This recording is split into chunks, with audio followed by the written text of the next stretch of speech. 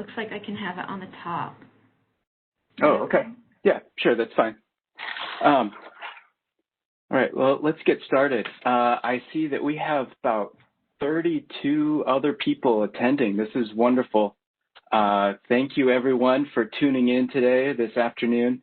Welcome to the virtual book talk and discussion with Professor Pawan Dhingra about his recent book, Hypereducation: Why Good Schools, Good Grades, and Good Behavior Are Not Enough. This is an amazing book. We're so lucky to have you with us, and very pleased to have this conversation at UConn.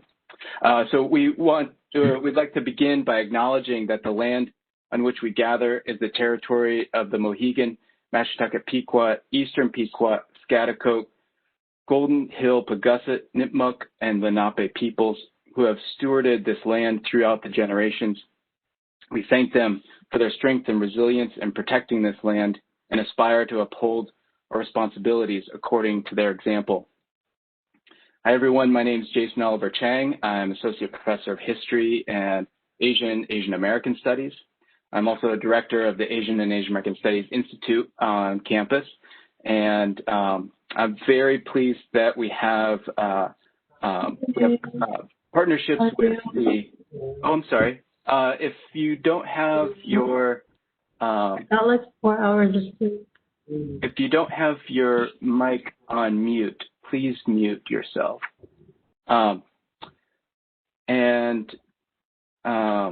So very pleased to have Neag School of Ed, the Leadership and Diversity Group, the Africana Studies Institute, and the Graduate Students of Color Association co-sponsor this event. We thank them for their involvement. I also really want to thank Courtney Sack for her work in organizing and managing this virtual event. She is our wonderful, talented program assistant. Your work is much appreciated. Thank you, Courtney. So our plan for today's talk, after my introduction, Professor Dhingra will be giving an overview of his book, and then we're going to turn to 3 graduate students from the Leadership and Diversity program, and their master's students will join us from this mentoring program that works to maintain and encourage confidence and success in students of color as they pursue careers in the field of education. So after their questions and comments for Professor Dhingra, then we're going to turn to Professor Mitoma for questions and reflections on the significance and impact of this work. And with Professor Mitoma's comments, I want to invite all the attendees to type in your questions into the chat, and we will give the presenters and our guests the chance to address your ideas and your questions at that point. So we're honored to have with us today Professor Pawan Dhingra. He is Professor of American Studies and the Faculty Equity and Inclusion Officer at Amherst College. He is also a former curator at the Smithsonian Institution. He has been published in the New York Times, CNN, and elsewhere, and his book has been profiled in the Washington Post, the Wall Street Journal, National Public Radio, the White House Forum on Asian American Pacific Islander Heritage, and other venues. His latest book is Hypereducation: Why Good Schools, Good Grades, and Good Behavior Are Not Enough, published with New York University Press this year, 2020.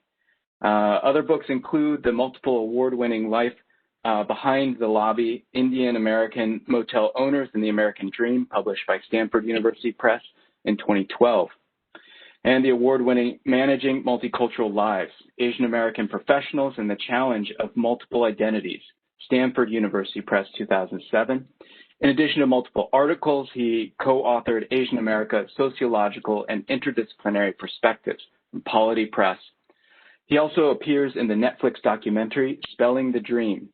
He has been president of the board of South Asian American Digital Archive, an awesome resource that everyone has to check out, and I use always in my classes. An award-winning teacher, he has held tenured positions at Tufts University and Oberlin College. And then followed by Dr. Dhingra's talk, we have comments and questions from Kiana Foster Morrow, Kyrie McBroom and Diamante Rain Castrodad. Did I pronounce that correctly? Yeah, it's Damayanti. Damayanti, thank you. Thank you. So first, Kiana is a master's student at University of Connecticut, Neag School of Education, where she is earning her Master's of Arts in Curriculum and Instruction.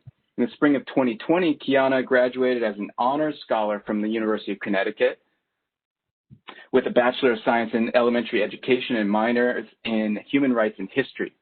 During her undergraduate career, Kiana researched multiracial representation in children's picture books, writing her honors thesis, Mirror of Our Own, Multiracial Representation of Children's Picture Books, as well as Human Rights Internship, Creating the Library and Justice for All, K-4 curriculum with Dr. Noga Sharma.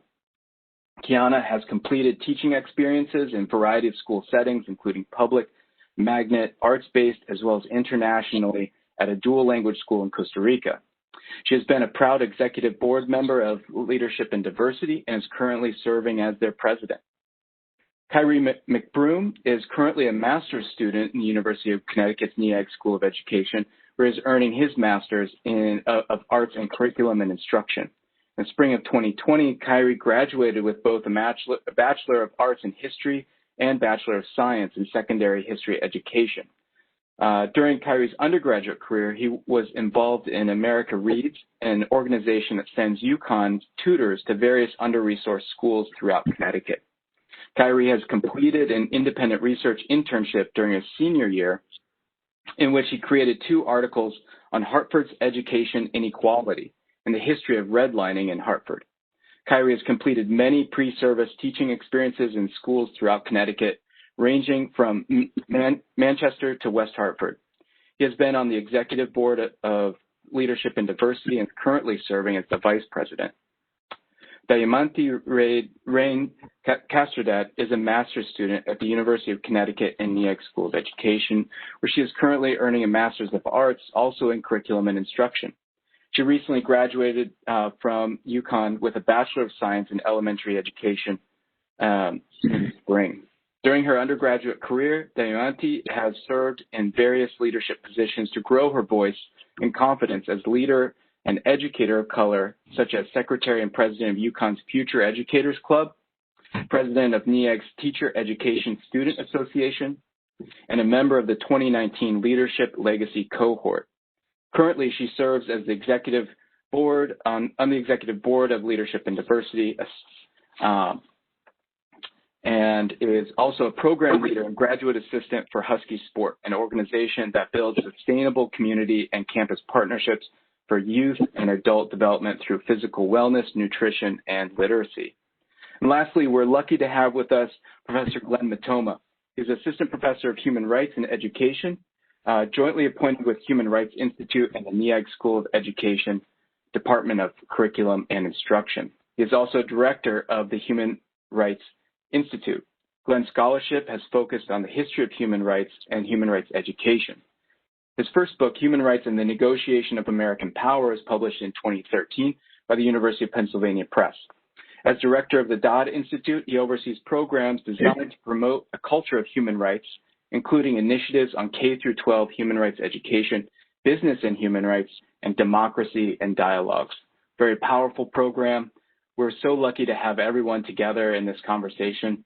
And with that, I'm going to stop talking, get out of the way, and let Professor Dhingra proceed. So thank you, everyone, for attending, and look forward to the conversation.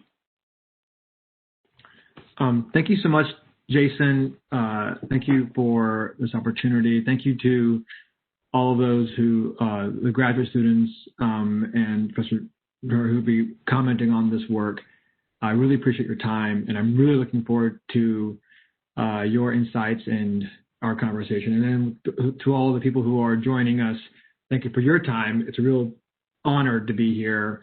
I have colleagues who I really respect in Asian American Studies, in sociology. I'm really excited to get to know people in the Neag School of Education, which I've heard about for elsewhere. So thank you for this opportunity. I'm going to tell you, I'm not going to give you an overview of the book per se, but instead trying to dig into one aspect of it, which hopefully will be illuminating for scholars, if those interested in Asian American studies and education. And I want to start with a reference to my go-to place for thoughtful commentary on race in America, which is Fox News. So Courtney, can you do the first slide? Heather McDonald is an author, and she was and a cultural critic, and a guest on the Tucker Carlson show last year. Says, quote, "If white privilege explained everything, please tell me how 7 out of the 8 of the recent National Spelling Bee champions were Indian Americans." What she's referring to is that in 2019, the last time there was a Scripps National Spelling Bee, instead of being 1 champion, as we expect, there were actually 8 champions. They couldn't narrow down the finalists beyond 8.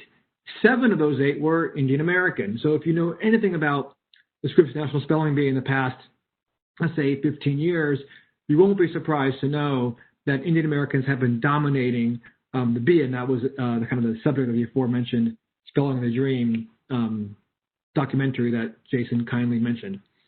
And so, next slide. So this is an example of that slide.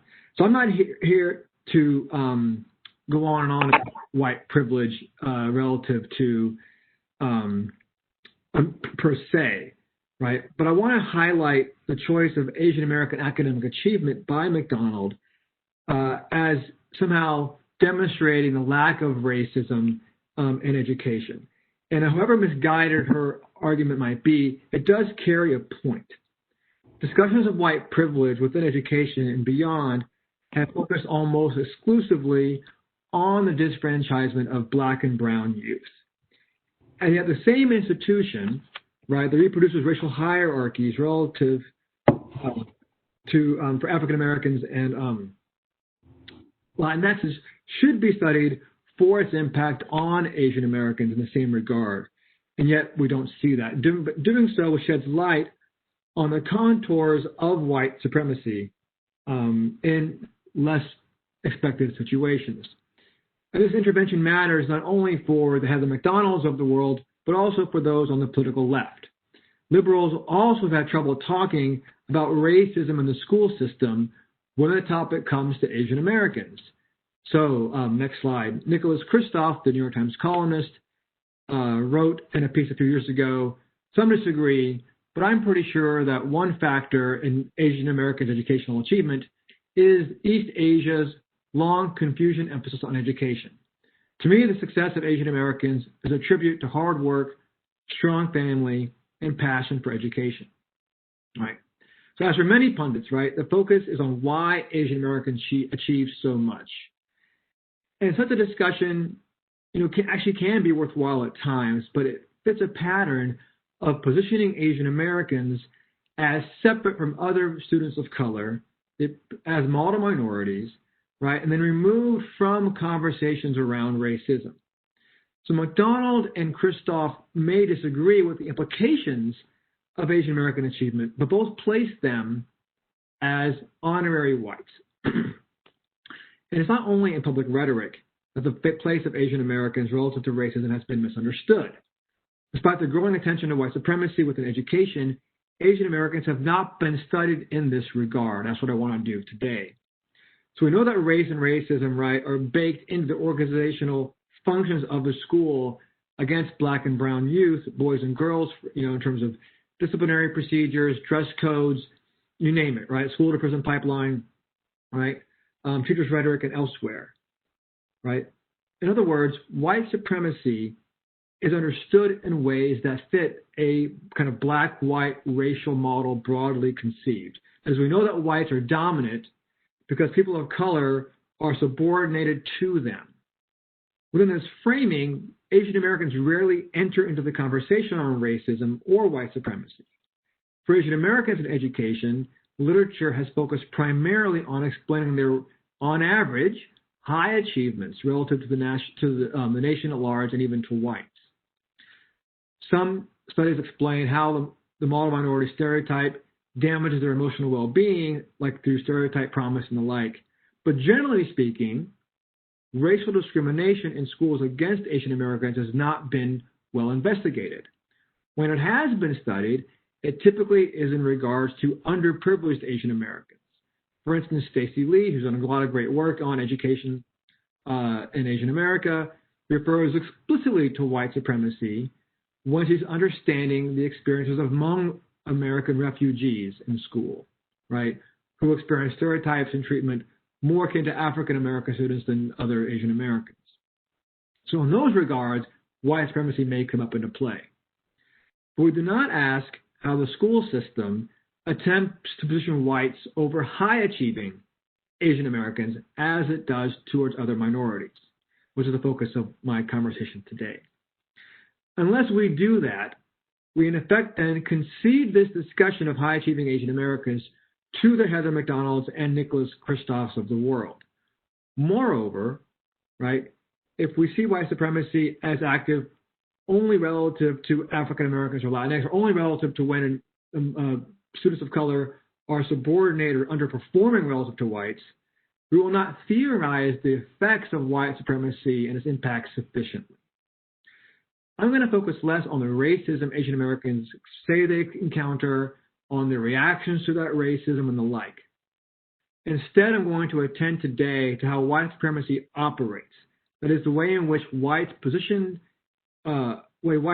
of authority and the way in which white-run institutions refer to and treat Asian Americans. In my previous work and in this book, I take on those Asian Americans who most fit the model minority stereotype in order to deconstruct the assumptions behind it. In my mind, if you really want to deconstruct something, don't take it on head on, which I try to do. So in this work, I will contend that Asian Americans are racialized by white educators that aim to curtail their academic upbringing when deemed disruptive to the predominantly white student body. Okay? So when talking about white supremacy, I'm talking more specifically about what I refer to as, quote, white normativity. That is, I'm not referring to the active disfranchisement of people of color. Instead, it is the uplifting of white leaders' practices and attitudes as normal, and the framing of those who deviate from those practices as abnormal, especially when those practices threaten the well-being of the white dominant group. So that's what I'm really going to tease out in terms of a white normativity. And when I'm talking about students doing well academically, I mean getting good grades, and I also mean the pursuit of education even beyond the school day, extracurricular education. Asian Americans are critiqued when they pursue education outside of school for their kids. The growth of after-school education for young children, middle school and younger, right, is a national trend. And I can speak on this for a very long time if you're interested. Next slide, please. For example, there are these after-school learning centers, which I'm sure many of you, if not all of you, know about, especially if you have kids. And these are all over all over Connecticut. I mean, it goes without saying, I think, in some regards. And these are just the tip of the iceberg. There's many more of these locally and nationally. These are these after-school learning centers. These were already some of the fastest growing companies before coronavirus hit. Next slide. They're even targeting 3-year-olds with a program called Junior Kumon, where your children can learn how to recognize the patterns of dots and recognize the letters of the alphabet, right? I even saw a child in a diaper at a Kumon center, right? And the growth model of these companies is to open in neighborhoods with well-ranked and well-resourced schools, not in areas where children can actually do the most good. And now that we're in this kind of remote learning environment, next slide, right? These companies are prone to grow even more popular, right? As a means to supplement what's going on in the schools. So they're trying to cash in some ways, right? Trying to target on the COVID slide as part of their branding. Okay. And I've written some public facing pieces on this trend before and after COVID, right? So I reference these spaces to show that part of what I'll be talking about is the pursuit of education outside of school, such as these venues, but also not limited to these by any means, like the spelling bees or other things that we often think about as after-school education, and how educators feel about the impact of these efforts on the academic achievement of Asian Americans. So the pursuit of hyper-education through these venues and the like is the subject of my book called Hyper-Education. Next slide. In the book, I argue that this version of neoliberalism has significant consequences for education.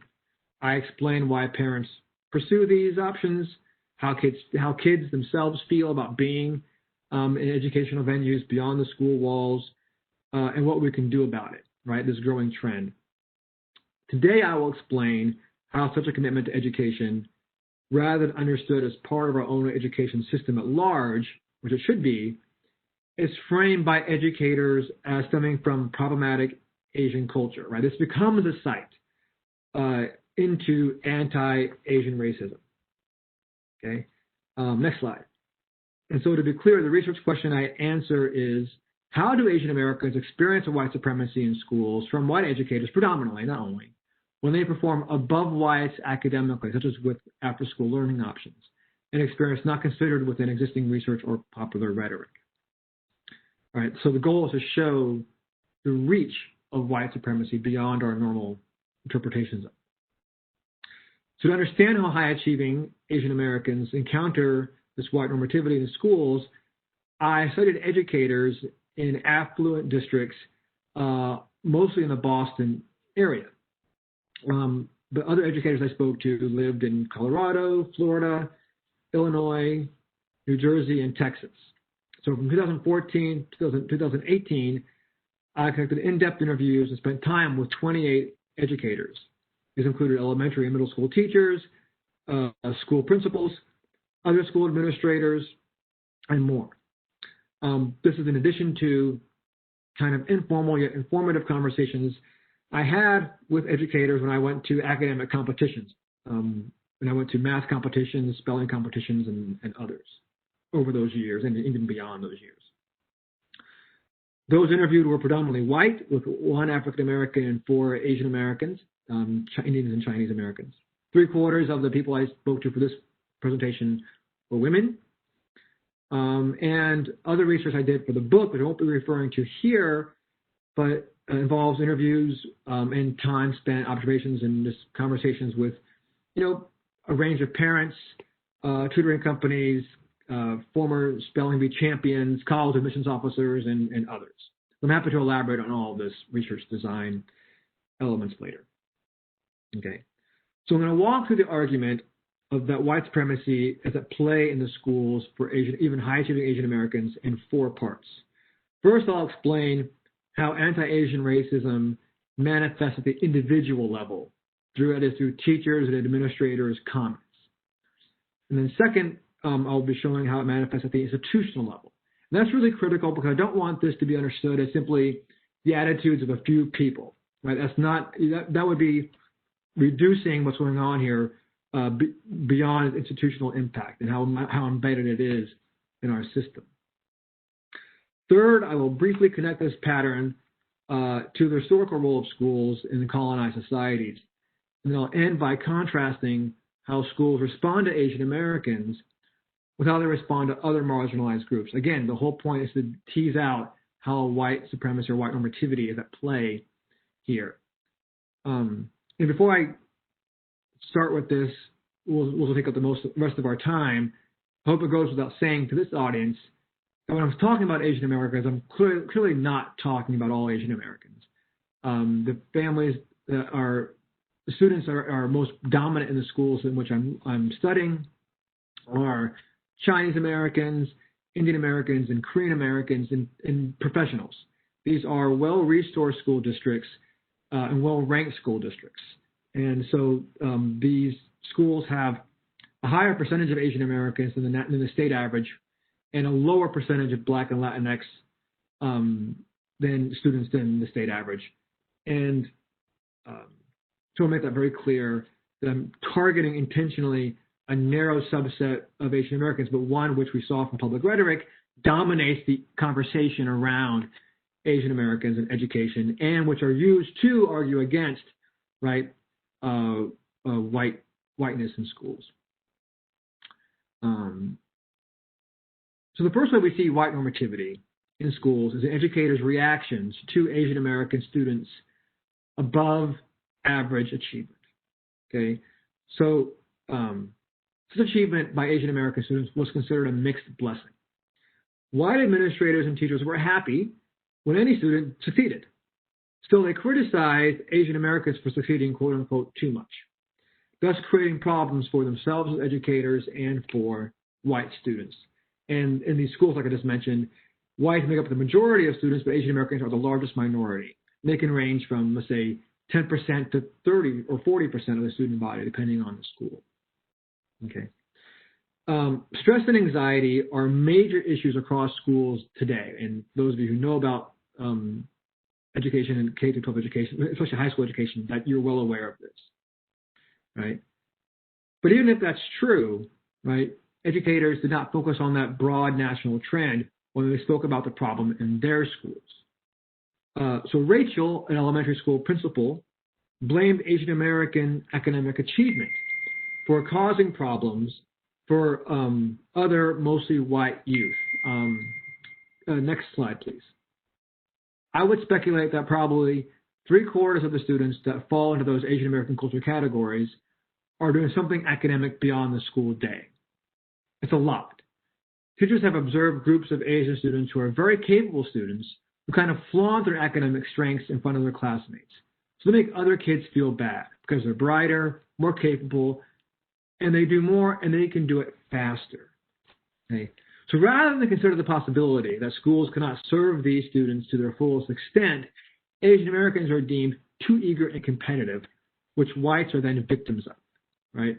So it's an ironic twist where a school principal, of all people, criticizes students for completing their homework quickly and seeking out extra academics. Mary was the prevention specialist for the entire school district in which Rachel worked. She worried about Asian Americans' mental health, but she dwelled on the emotional well-being of whites, whom she read as victims of Asian American student achievement. Next slide. She said, next slide, please. Thank you. Mary said, our Asian American community in particular, I have students saying that anything below an A is unacceptable. It impacts all the students. It sure does. In a couple of years, Asians are expected to be 40 to 50% of the student body. White kids report academic bullying. The idea that if you're not taking AP classes or getting A's in all your classes, you are not worthy or not going to get into a good college. When you talk with groups of students and you say something like academic bullying, they say that's what it feels like. So she goes so far as to label Asian Americans as aggressive bullies. And she speaks of the rising numbers with trepidation rather than optimism. Local white residents also critiqued Asian Americans for focusing on education. Asian Americans supposedly created an unfair system for other families, according to these parents. So Mimi, a mother I spoke to, a white mother I spoke to, wanted her daughter to grow up and become whatever she wanted. Quote, if you want to be a dog walker in life or whatever, that's fine, unquote. Still, she worried about the increased competition from Asian American families. Next slide, please. The reality is, we have competition here from Asian countries and, different parts of the world that are just getting stronger in education. Competition for colleges, for jobs, for everything. Here's someone who is fine with her daughter growing up to be the proverbial dog walker, is still fearful and annoyed with the competition that Asian countries and Asian Americans represent. Nor is she alone. Next slide. There is something called the New White Flight, which is not new. This dates back to 2005, a Wall Street Journal article, where whites are leaving neighborhoods that are considered to have too many Asian Americans because of the competition that arises in schools. Okay, and we're seeing there are a lot of other examples of fissures between whites and Asian Americans in districts around issues of academic competition. I just talked, and I had a meeting for an hour before this conversation, so I'm drinking a lot of water. Okay. Educators went beyond criticizing the academic progress of Asian Americans. White normativity also manifested through educators' racial stereotyping and active critiques of Asian American parents as problems, in contrast to white parents. The educators cared about the well-being of the Asian American youth, and the educators read the Asian American youth as victims of Asian authoritarian tiger parenting. Their criticisms of the parenting went beyond opinions they just kept to themselves or just shared with me. Administrators would tell Asian American students in one-on-one conversations that their parents should change. So Mary recalled a conversation with a high school student. Next slide, please. I had a student who was Indian in my office every day, anxious about going home and facing his father, worried about college. I saw him over 4 years. I saw the toll it took on him. I was on him all the time. I'm not your mother, but I am your mother. He skipped over pieces of his childhood that no child should have to. I had the opportunity to get to know kids. I can tell them messages. They ask, am I nuts? And I say, no, you're not nuts. Everyone else is around here. Some educators told students their critiques of parents. Others went a step further and confronted parents who appeared to focus on college admissions or education. Next slide. A different educator said, quote, I would also say to those parents and say, look, is your child happy? Is your child well-adjusted? Does your child have friends? Does your child have time to play? I mean, as a mother, one of the things I know that really from the earliest stages is that I want to make sure my daughters played a lot. In both cases, here and the previous quote, administrators base their judgments not on academic research of proper parenting styles or through an in-depth analysis of what's going on inside students' homes, but instead on their impressions as a mother and presumptions about Asian American parenting.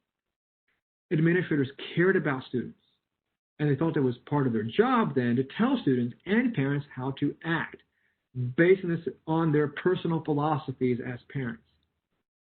It is as if white children suffer no problems in home or school, and no one else would either if people parented as white, middle-class, college-educated mothers did. Importantly, they make these racialized judgments not separate from their institutional positions within the school system, but as part of that position. Their salary is earned in part by giving such commentary to students in their official capacity. And local parents agreed oftentimes with these essentialist critiques.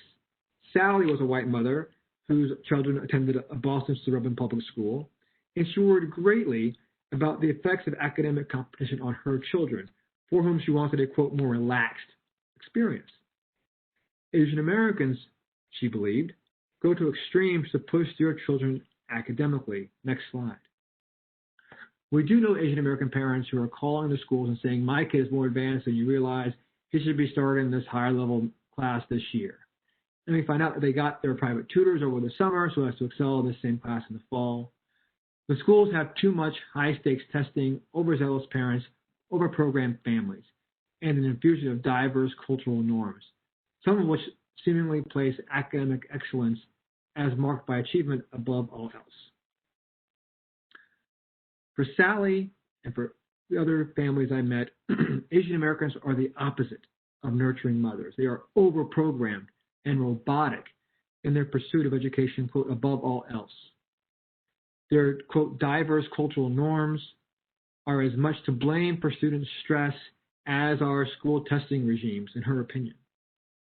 If Asian Americans calm down academically, whites would more easily get into higher level classes. And at the same time, the academic and other advantages white professional families routinely provide their children are not considered, nor the intensity that white parents and others can pursue education for their young children, or the intensity by which they may pursue extracurricular activities for their young children, and the stress and anxiety that causes. Okay, so we see here so far that officials in the school and their corollary in the, family of parents in the neighborhood, right, have strong reactions and racialized notions of Asian Americans. But going beyond this, the second way that white supremacy manifests was through school districts' institutionalized efforts to assimilate Asian Americans into their preferred model of parenting. That is, it did not just rest at the individual level. School districts organized meetings to tell Asian immigrants to change their cultural ways and assimilate. I attended such an event in the spring of 2014 in a Boston suburb where Asian Americans comprised about a quarter to a third of the student body. The subject of the event that spring day, that Saturday in spring, was stress in parenting among Asian Americans students in the district, and was co-sponsored by the town's Asian American kind of mental health initiative. According to a student survey in the school and anecdotal evidence, Asian American students were stressed at a higher level than most of their white peers. So panels of mental health experts, school officials, and youth spoke for 3 hours to the 300 plus audience members who were overwhelmingly Asian American. The primary focus was on the anxieties and pressures on Asian American students that resulted from parents' authoritarian cultural styles. For instance, a panel of Asian American students were asked to explain how the academic expectations placed on them by their parents caused them stress.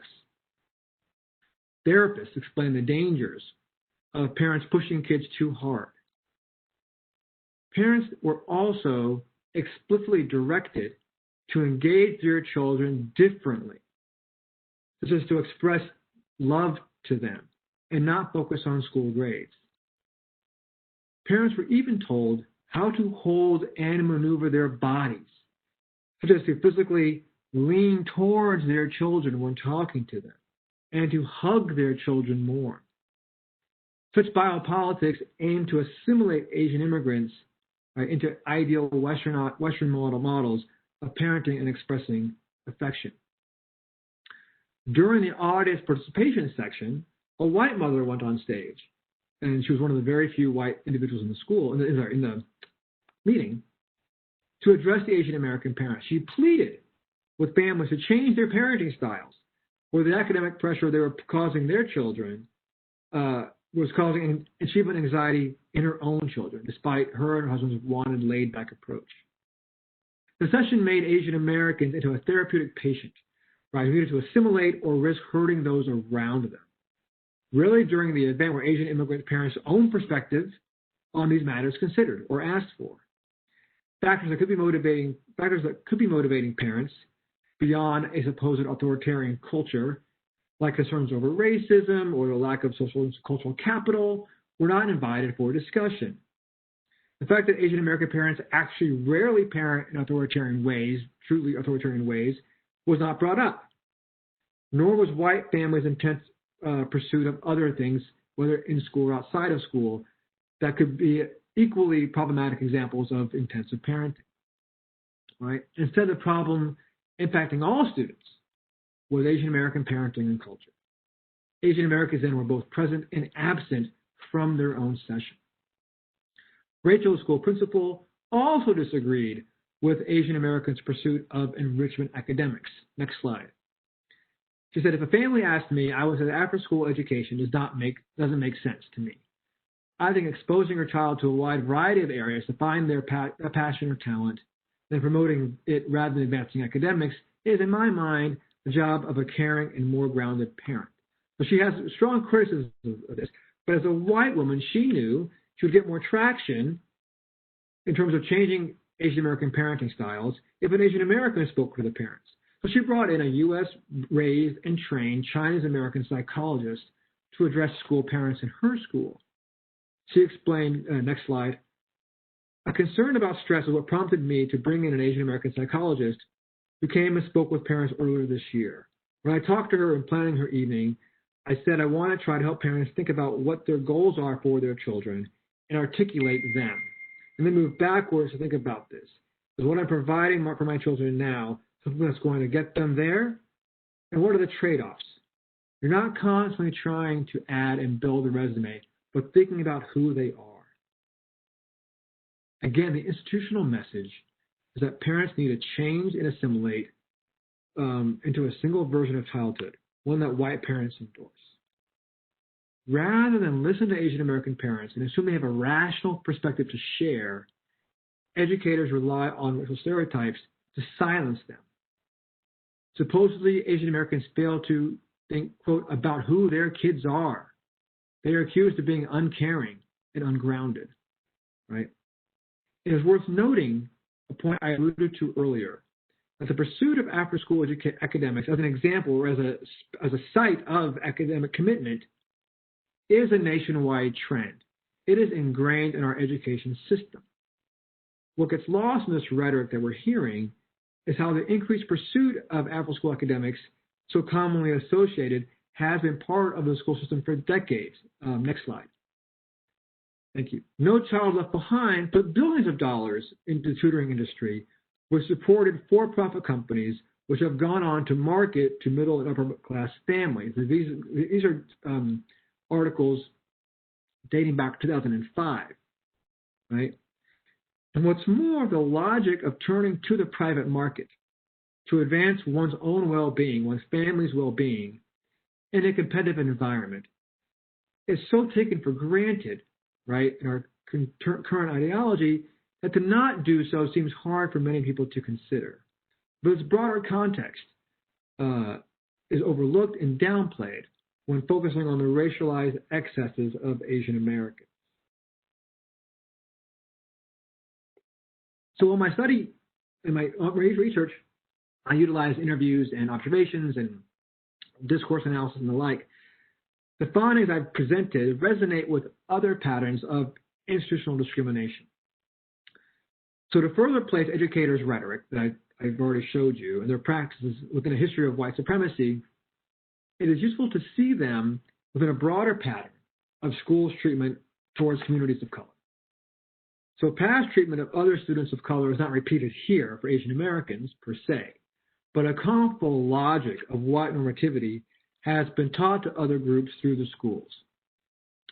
Historically, as part of the nation's settlers' colonialism, schools have long served as arms of the nation state, aimed to civilize, quote unquote, Native Americans and other indigenous people and deny their culture, to reform them in the image of Anglos, right? As we sit here on Indigenous Peoples Day yesterday, it's all the more necessary for us to remember this.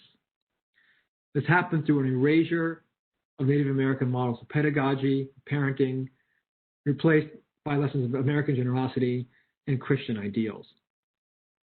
Similarly, the colonizing efforts of the U.S.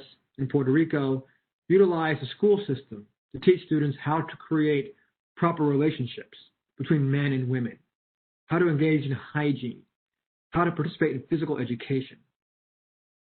Asian American parents today are not ridiculed for their hygiene, but they are told how to create proper relationships between them and their children to allow for more time for physical exercise, right? How to stand next to the kids, how to hold them and the like, right? And so other historical examples are easy to come by, right? Being school officials and social workers being sent to the families of African Americans as a form of social control. Educators, psychologists, and social workers are not being sent to the homes of Asian Americans, but psychological experts are assigned to them, right, in order to change their parenting in the aforementioned forms. There's a distinct form of colonized practice here. Colonialism can involve embracing aspects, can involve embracing aspects of the native culture to govern through hegemony rather than eradicating and erasing indigenous perspectives. So today, the seeming assimilation of minorities, in this case Asian Americans, takes place alongside espousals of multiculturalism by the schools. Schools like the ones I profiled here celebrate youth international backgrounds with welcoming signs in multiple languages and multicultural fairs, and where families are encouraged to bring in food from their ancestry, and everyone's supposed to come and celebrate, right? They're not trying to erase cultures as in years past. But instead what they endorse is a benign multiculturalism. One does not threaten the ways of life of the white majority, right? And such common celebrations of cultural diversity are considered appropriate, for they add to whites' cultural background without questioning their privileges. Such a multiculturalism allows for the colonial attitude towards Asian Americans to proceed unnamed. Asian American culture is not erased, but Asian American parents are called nuts because of their presumed cultural leanings. As in the past, schools think they are doing these students a favor by civilizing the other, quote unquote, through official interventions. The disconnect between this multicultural embrace and these assimilationist efforts goes unnamed. So the final way that I want to speak about today, that schools reveal a white normativity, is through the selective responses to the differences in student achievement and well-being that we see. The fact that schools' treatment of Asian Americans stem from an investment in white supremacy becomes even clearer when juxtaposed to their reactions to white students when they outperform other minority groups. According to current literature, schools do not chastise white families, right, for their achievements when whites are on top, nor do they worry about the academic bullying facing students of color when whites are on top. There are no community meetings shaming white parents, nor do white middle-class parents try to limit their children's advantages when it comes at the expense of students of color, right? Instead, parents effectively advocate for assistance from teachers, entry into classes, and all the things that Asian Americans are being accused of here, okay? And I'm not even going to talk about how schools maintain practices that institutionalize oftentimes white privilege, such as tracking honors classes and the like. So in other words, schools do not always seek to protect lower performing students, right? It's a far cry from how Asian Americans are framed when they outperform whites. Conversely, when minorities underperform relative to whites, they are told to study harder, and their parents are problematized as unable or unwilling to support them. But white parents are not told this when outperformed by Asian Americans. In other words, the treatment of Asian Americans is not consistent with how all racial inequalities in schools are dealt with, and it further demonstrates the commitment to a white normativity. Next slide. Simply put, whites are considered to be normal. Asian Americans work too hard, the minorities do not work hard enough. Schools further demonstrate their belief in anti-Asian stereotypes by selectively ignoring their culpability in student mental health challenges and their framing of Asian Americans. So, for instance, the rise of standardized testing is known to cause stress among students. Affluent schools in particular see student stress due to standardized testing, school homework policies, and all kinds of parents being worried about college entry. Okay. Schools can be aware of the stresses of school policies and curriculum, but they downplay those problems, those causes, as significant relative to the problems they see in Asian American parenting, as I've already demonstrated. You could assume that the lack of that when schools downplay their own causal contribution to these problems, that's because, well, schools in general, like all people, all institutions, don't want to think of themselves as the problem. They want to focus on other people being the problem, right? Yet schools do not always ignore their own culpability and responsibility in student problems. Lesbian, gay, bisexual, trans, and other questioning students are known to suffer from mental health challenges in school. For example, Mary, the person I alluded to earlier, shared that these students, the LGBTQ students, experienced the most mental health challenges in her district based on a needs assessment survey in the school. Yet schools do not blame their families as the main reason why why LGBTQ students face mental health challenges. Instead, the schools seek to change their internal cultures to alleviate the problems facing these students, recognizing that they, the schools, play a problematic role.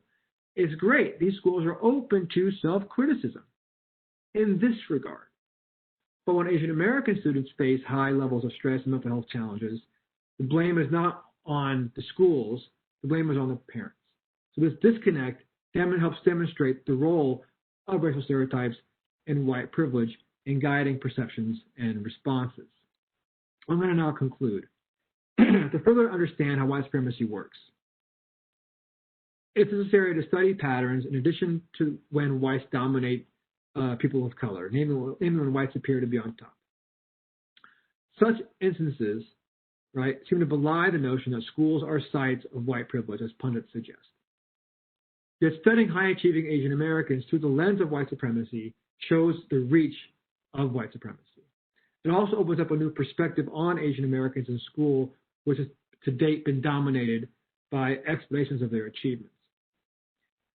The point has not been to target educators and label them as racist. Instead, it has been to show how embedded white norms and white colonial mentalities are within the schools. Nor is this critique of white privilege by educators meant to take away from the sincerity of their concerns for Asian Americans and other students. Authoritarian parenting, no matter who it's done by, creates mental health problems. These and other schools have real issues around anxiety and stress.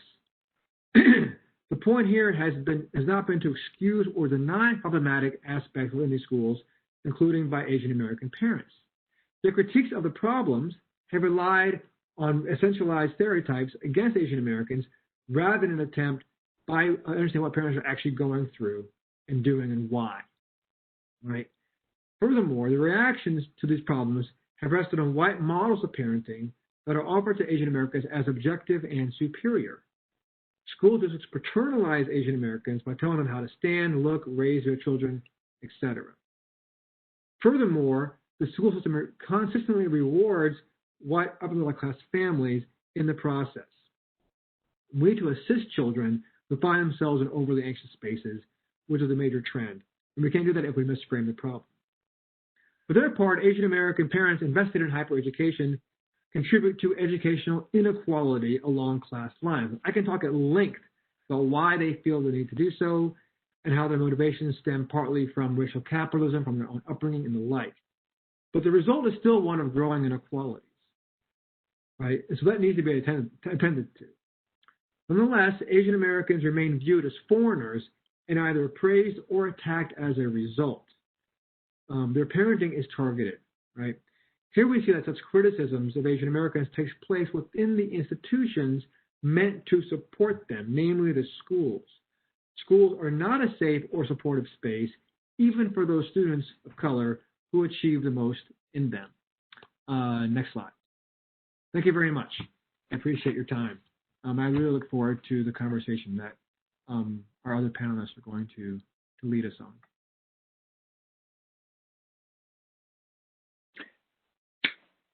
Thank you so much. That was a fantastic introduction to the book. Everyone should read this book. You should also follow Dr. Dhingra on Twitter.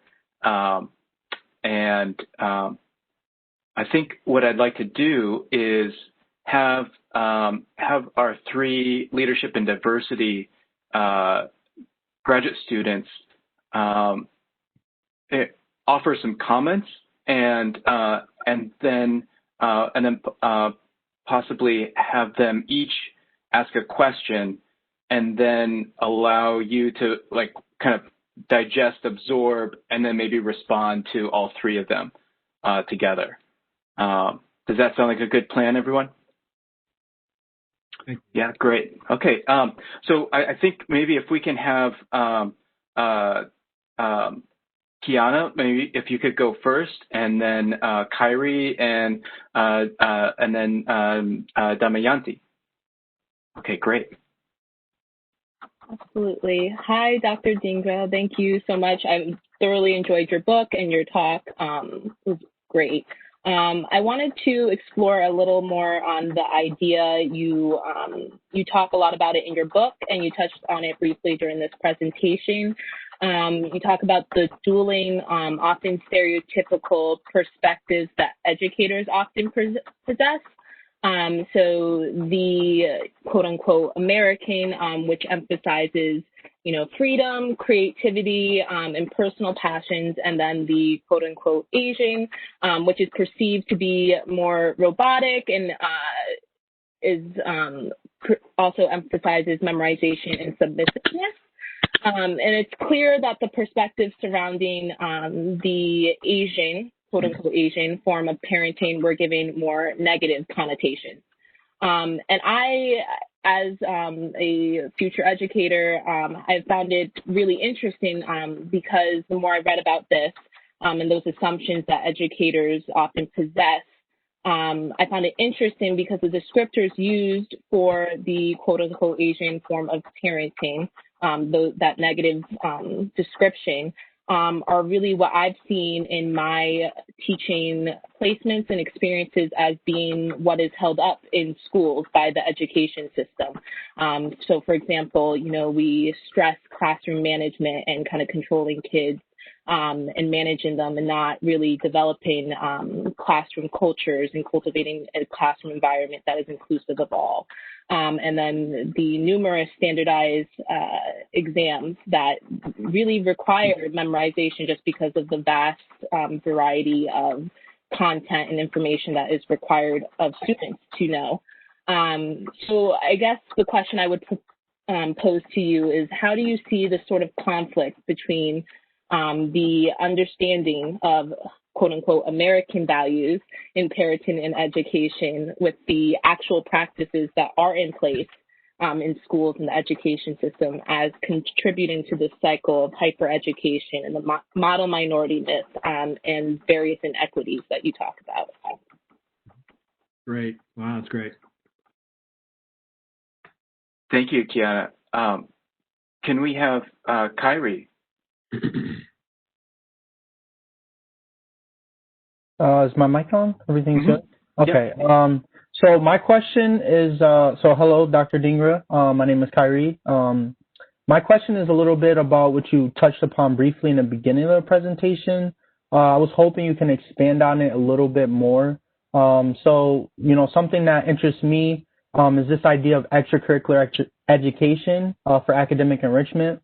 And this is something that you highlighted throughout your book, and as well as the interview that you did with Sonali on the Rising Up interview. But I understand that this is a growing sector in America. So we all know that tutoring and other online supplemental programming has always been available for families with the financial means to obtain it. Mm-hmm. But I believe in current days it's being more normalized, right? So we're seeing this more common in even lower middle class families. So it's just being done more often. Mm-hmm. And I believe this is yet another way that students, families, districts are being put to compete against one another on, who has the most specialized kids, right? Mm-hmm. So my question is, with the trajectory of how fast this sector is growing, do you foresee this changing? Do you foresee it just continuously growing, especially in the times of COVID-19? Or do you think that this is a trend that can possibly die down with some modifications in the classroom? Right. That's wonderful. Yeah. And lastly, Damayanti. Yeah. Hello. So I thoroughly enjoyed your talk. Thank you. So, as a student myself in a teacher preparation program and, going into the field of education, I wanted to ask if you've considered the role of teacher preparation programs as an institution, potentially playing in this perpetuation of the cycle and narratives that you discussed in your book. So, model minority myths, stereotype promises, neoliberalism education. So my question is, would you say what is the most critical aspect of this work for teacher preparation programs to address and to critically engage future educators, such as myself and the other members here from the LID board, in order to, disrupt this cycle? Mm-hmm. Mm-hmm. Mm-hmm. That's a really great question. Okay. And so, Jason, should I respond to these really quick? Okay, great. So each one of these questions deserves its own, Zoom coffee hour. And so I will not do justice to the questions, and I apologize in advance because these are really thoughtful. But I'll do my best in a short, quick response. And I'm happy to talk elsewhere with each of you. Anyway, so the first question, how do we see, basically there's a conflict that you really articulated really well about Kiana, around school between the kind of values that a lot of parents and educators espouse around freedom, creativity, and the like, yet the way in which schools are actually organized and the way in which teachers' jobs are actually dictated to them or for them. And I think that I firmly agree with that. And a lot of the tensions I kind of want to draw out in the book is we have this idea around childhood that, embraces the idea of creativity, of childhood being a distinct stage in development rather than adulthood. Teachers, parents, we all buy into this notion of childhood as a meaningful stage in life that is defined by freedom, by creativity, by finding your passion without the constraints of competition, without the constraints of strategic planning. And yet, so when the Asian American parents appear to be parenting in a different kind of way, being hyper-rational, being kind of very future-oriented as opposed to appreciating the present, treating children as future adults, then they get severely critiqued for not just, being not just focused on memorization, but as just abusing the idea of childhood. And if they abuse the idea of childhood, then all of us suffer, all of our children suffer. So it's beyond just the stress of having to be an after-school education. It's an affront to what we believe to be a kind of this understanding this key aspect of development. Right? But what you're getting at in your question, and what I argue in the book, is that our school system actually does not buy into this notion of childhood itself. The school system actually perpetuates the kind of thinking and practices that these Asian American parents are accused of doing in a foreign, quote unquote, foreign way. And instead, the school system, has different incentives, right, to create competition among students, which, Kyrie, you were also mentioning, and in the way in which teachers are kind of constrained in how they teach, focusing on memorization and the like. That's where the disconnect really is. So when parents and teachers and all of us complain about what's going on to our kids, the problem is not individual parents. The problem is a system that incentivizes these kinds of practices. And so to getting to the final point of your question, yes, I do think hypereducation, right, is a quote unquote natural outgrowth of the way in which our school system was organized, rather than being one which is simply an immigrant practice, right? Now, because school systems, many school systems in Asia, may be more dramatic in how their hierarchy created, that then where hypereducation is more pronounced there, it makes sense that those will be the ones who are kind of at the forefront or the bleeding edge of this practice. But this practice does resonate with our institutional incentives.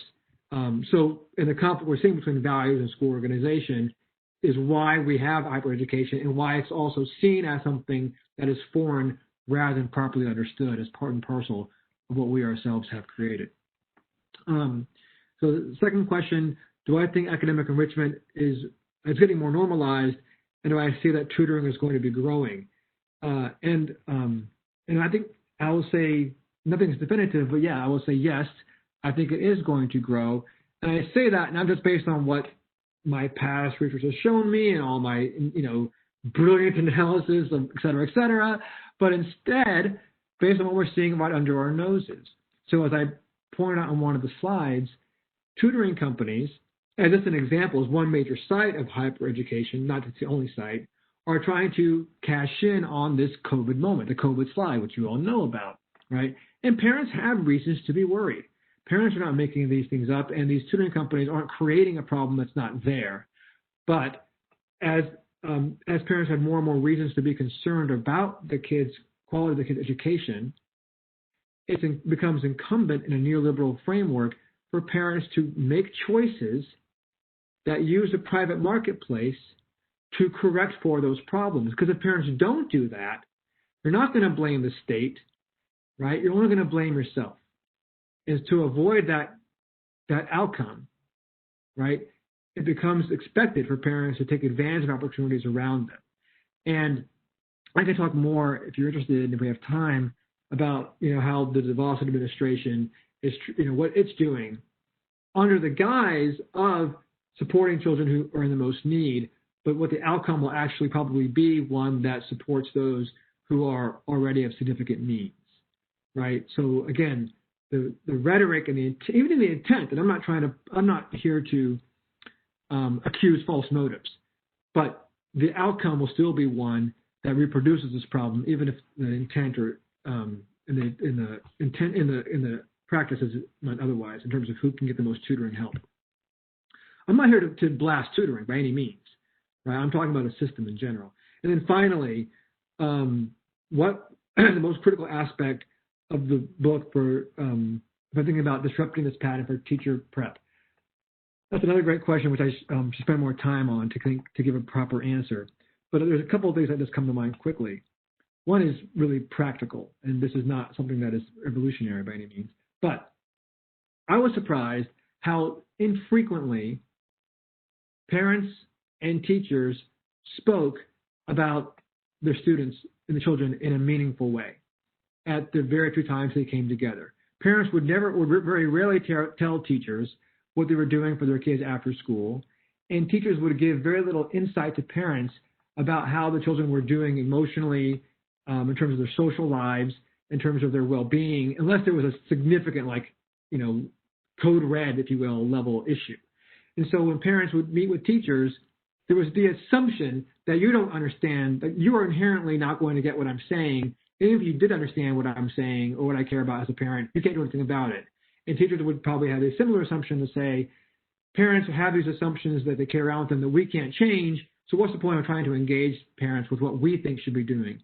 And so that's just on a practical level, more communication in the few moments that teachers and parents do when they come together about what they're actually witnessing.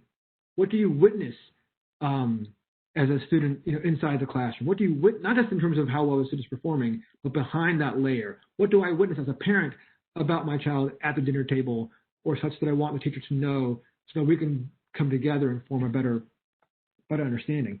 The other thing I'd point out is that this is less about things to do, but it's highlighting a key point is what surprised me, maybe not surprised is the right word, but what I took away from a lot of my conversations with teachers was that they had so many assumptions, so many stereotypes that of all kinds of students, including Asian American students.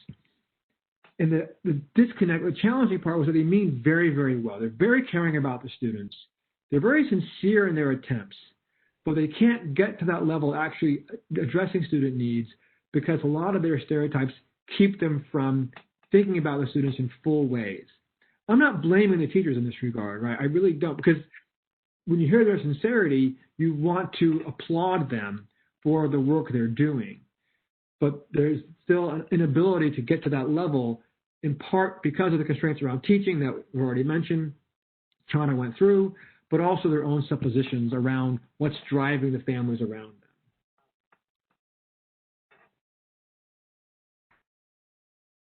That's a wonderful conversation. I mean, I love the way that your book has really targets some ways that focus the conversation around change within school systems, and that there aren't just switches, but I want to invite the graduate student panel to, if you have any reflections or follow-up questions that you'd like to ask.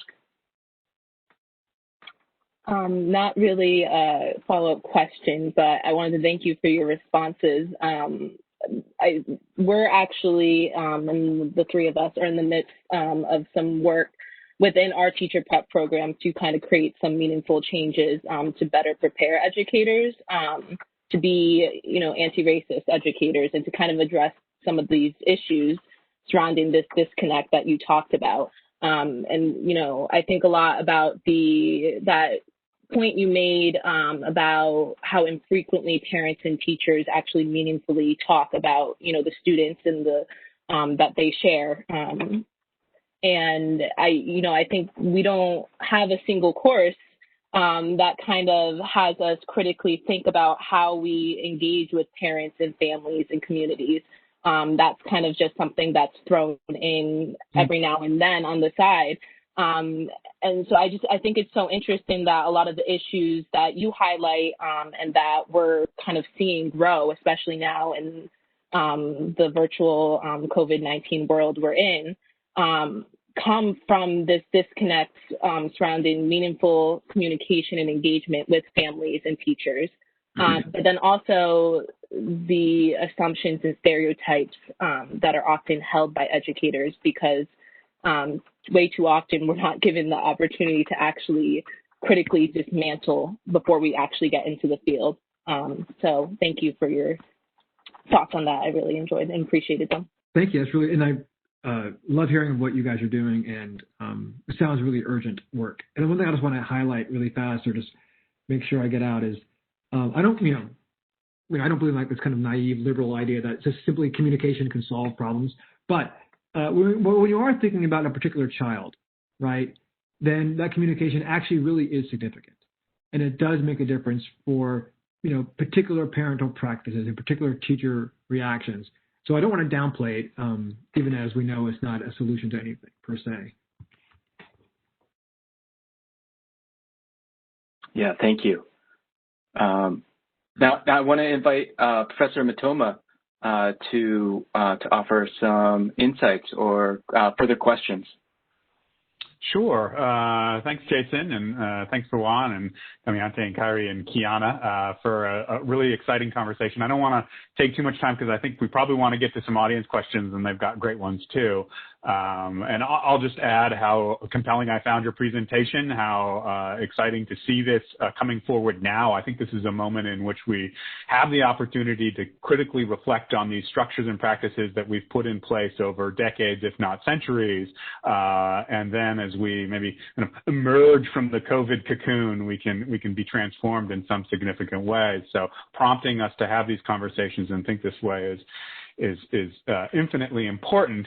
And I was particularly compelled by your move from white supremacy to white normativity. I found that a really productive way of thinking about what's happening in our educational spaces, in which a white baseline is established, and if you overperform, then you're an Asian family with a pathological commitment to education, and if you underperform, you're a Black or Latinx family with a pathological undercommitment to education.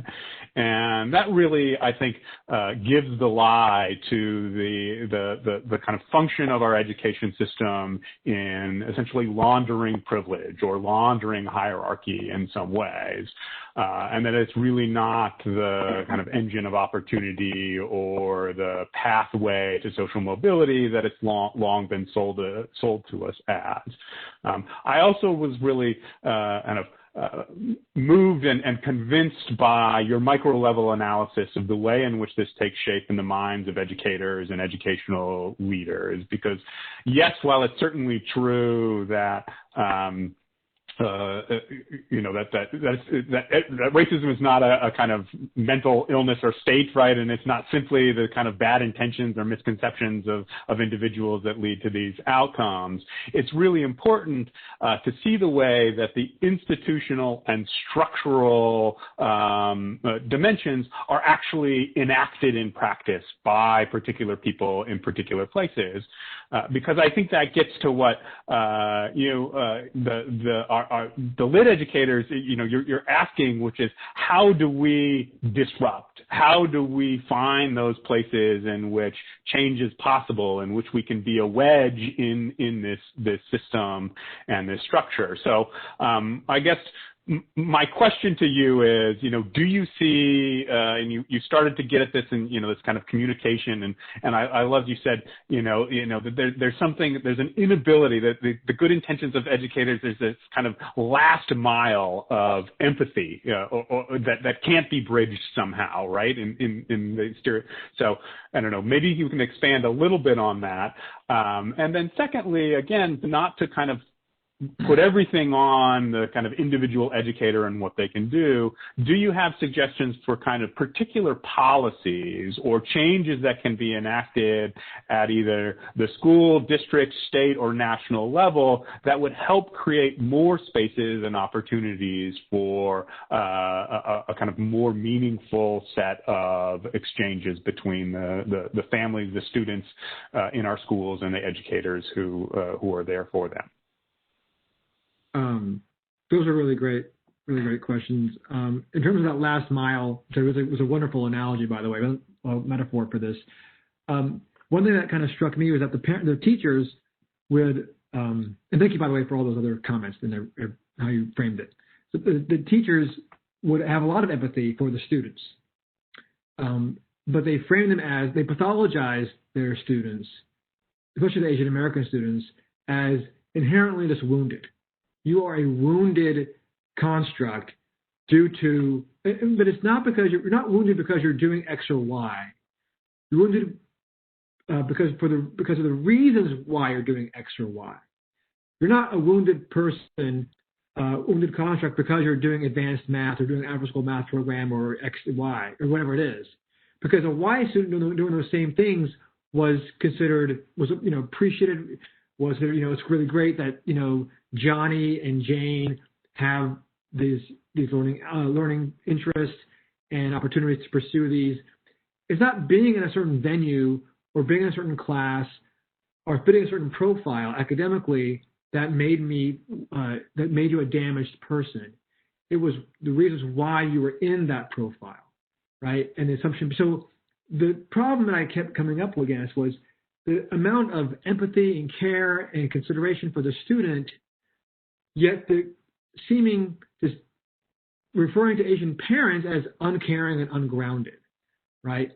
And so, and what then happens is you see these educators basically creating divisions or worsening divisions between parents and children at a time when parents and children are already divided at a high school age when, all of the ego development is taking place. And so parents became seen as, the culprits and we, the teachers, are on the side of the kids. And so the family, the Asian American family, right, becomes inherently just what's the word? Dysfunctional space, right, that we have to help solve on behalf of the children, right? And so that kind of mentality is what I kept coming up against. And that's what keeps the last mile from getting there, right, to actually getting to something productive with the empathy that you do show. Does not lead to a productive space, okay? And then in terms of suggestions for policies to create more exchanges between families and teachers, I've been thinking about this, not in an active way, so I really don't have much to say. I'll confess. I don't want to try to put something out there that I want to sound smart on just for the sake of sounding smart about it. Because I think this is something that we have to be very mindful of.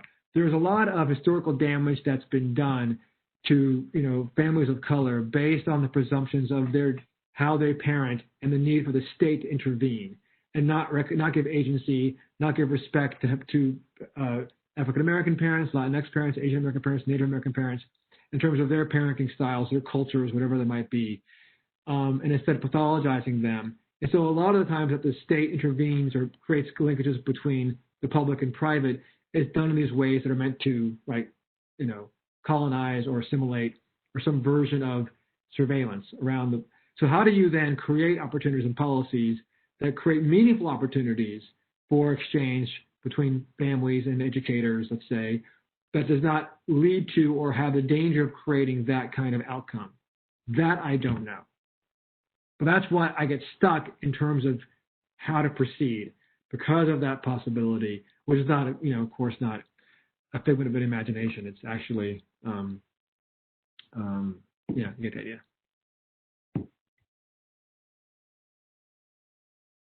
Thank you both for continuing down that analytical path. I have some questions, but there's a question here from my student, Kayla Morgan. Now, what do you mean when you say stereotypes prevent educators from completely addressing the needs of students? Can you give examples? You've already mentioned this, but I guess it wasn't clear to me.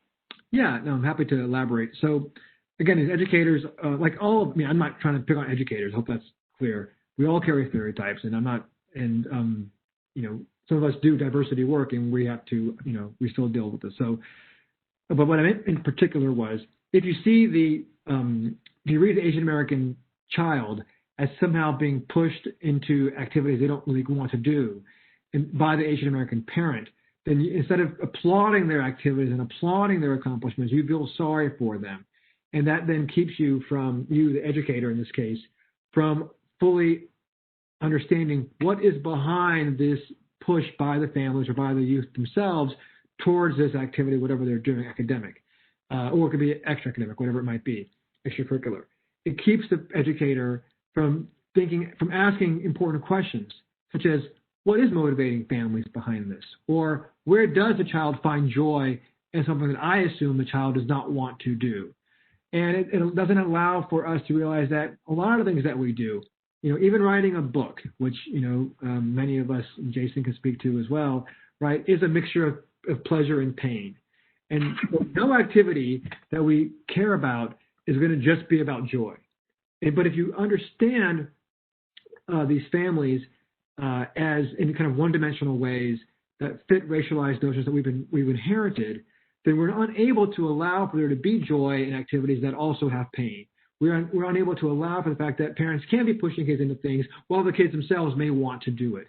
We can't allow for the fact that parents can be pushing their kids into things, but still creating many opportunities for the kids to push back, right? We don't even entertain those possibilities, and therefore we can't come to a better understanding of what's going on, nor how to address it in terms of educational inequity if we rely on our stereotypes. I hope that's clear. Yeah, thank you. Would anyone else like to drop a question in the chat? Well, if there's some other folks, contemplating a question, I'll offer one. I was really struck by your ability to follow through in the course of exploring white supremacy in these kind of more affective dimensions, and in as Glenn was saying, in these kind of micro moments, in these interactions, and this the sort of capillary kind of dimension of interactions, and just the life of a school, casual interactions, and those assumptions get played out. And it made me think about the kind of broader spectrum of white supremacy that we observe, and that the schools are a particular kind of like gendered space for white supremacy, where women occupy many of the teaching positions and have a role as, there's sort of an authority position for mothers in schools. And, as a kind of prototypical, caregiver, their role as a white mother kind of is placed at a really high place within the kind of like school system feedback loop. And so it made me think about, that these are gendered spaces and gendered expressions of white supremacy that are practiced in these institutionalized settings that you described. So that was super interesting to me. But I wonder if that resonates with your experience and with your with your research, because clearly there are men involved too, but it seemed to be a kind of gendered expression of that. No, it's really great, and I don't want to repeat what you said because you were really articulate and spot on. And so I think one of the implications of what you're getting at and what we're saying is that while the white mother becomes something that is, exalted as somehow beyond reproach, and if the kids were raised just by them, they wouldn't have any problems, it positions the Asian American mother as like the tiger mother, who's inherently flawed and who is uncaring and ungrounded and everything else. And so, like, part of why I wanted to write the book was, and this is not why I want to write the book, but as I was writing the book, I realized that, we read a lot about the tiger parent, but we read about it never from the point of view of the tiger parent. Like, it's either like tiger parent is the Amy Chua's reference, which I don't speak much about in the book because I don't think it's that relevant, not useful.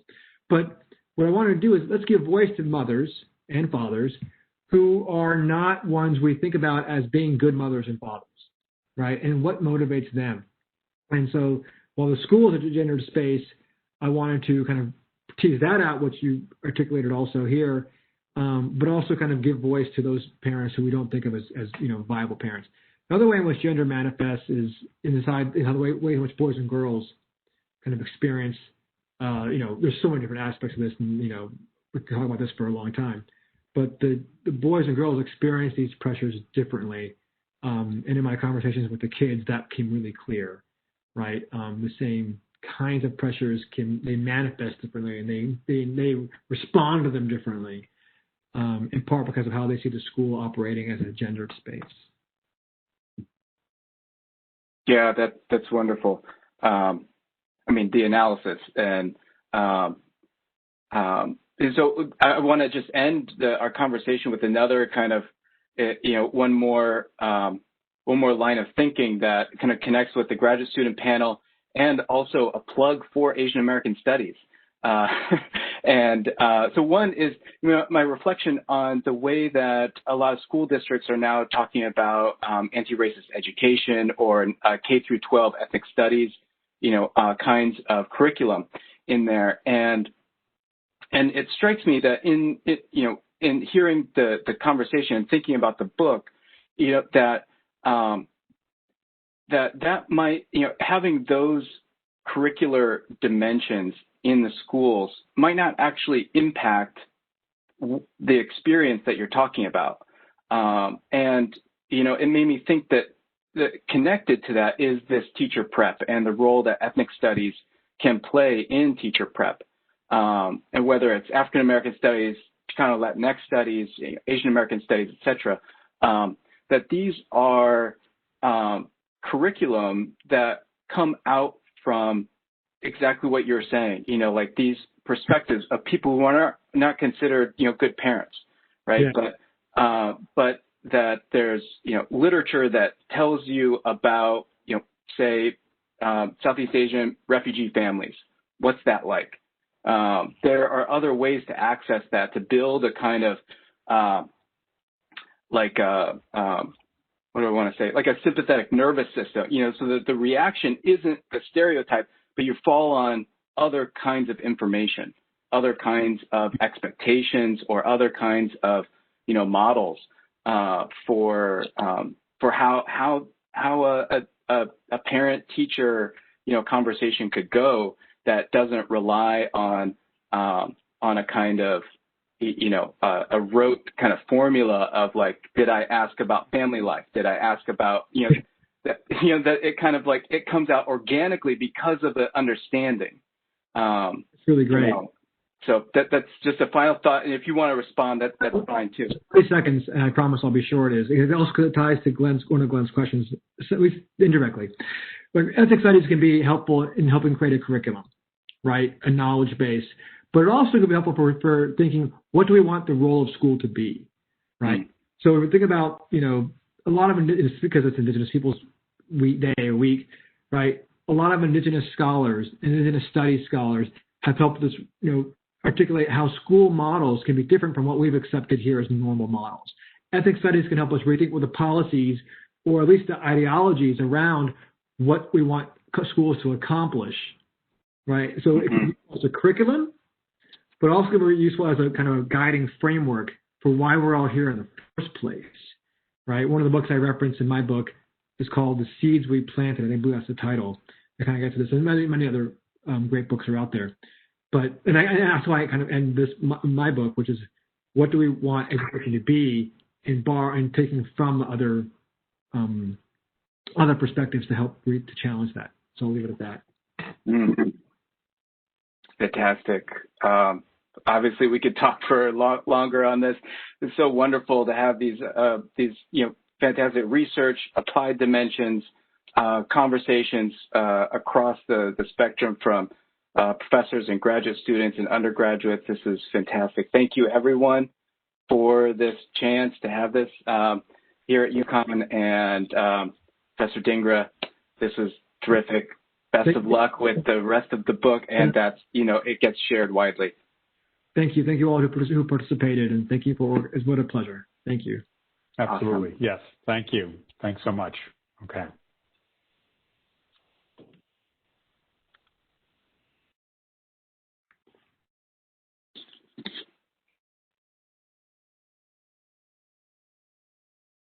All right. That was fantastic.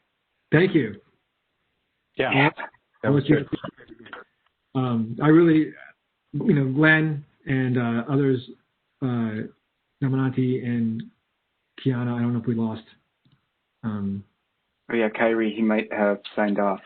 But anyway, thank you all. I'll let you guys go and let you all talk. But thank you so much. What a pleasure. And the whole format and you all responding to this really added a dimension that is, I really enjoyed. And yeah.